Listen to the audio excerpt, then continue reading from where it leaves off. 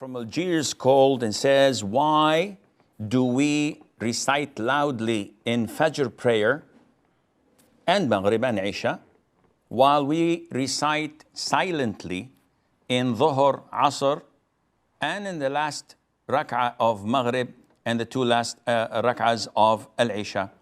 Why is that? And this is a good question. To answer it, we have to realize that our religion is based on submitting our wills to Allah Azza wa Jal. So, for example, the last 2 or 3 verses of Surah Al-Baqarah, chapter 2, the last 3 verses, Allah Azza wa Jal tells us in the beginning that whatever goes through your mind, Allah will hold you accountable for it. The companions came to the Prophet ﷺ and said, O Prophet of Allah, we were instructed to do jihad, to fight in the cause of Allah and face the possibility of being killed or injured. We were ordered to fast, pray, and to give zakat. And all of this we comply, we have no problems. But to be accountable for what goes in our minds, this is beyond our ability.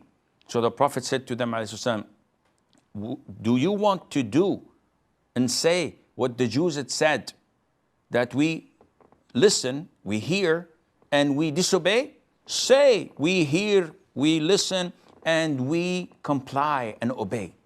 So they immediately said that. They didn't hesitate. So Allah Azza wa Jal abrogated this by saying that Allah Azza wa Jal does not burden a soul beyond what it can bear. So what goes in your mind, Allah Azza wa Jal forgives it. What do we learn from this? We learn that Islam is based on compliance with the Qur'an and the Sunnah.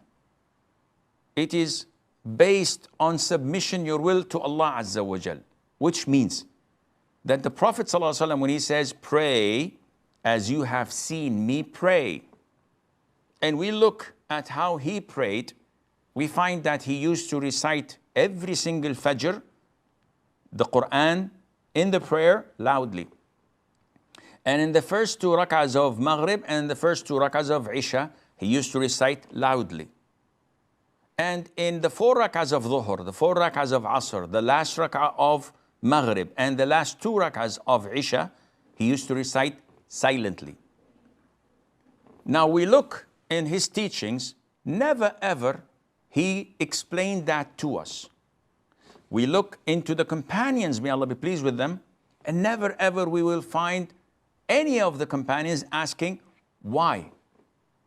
Therefore, we understand that this is how religion is, and we have to take it as a package deal. We don't have the right to say, why is it loud and not silent?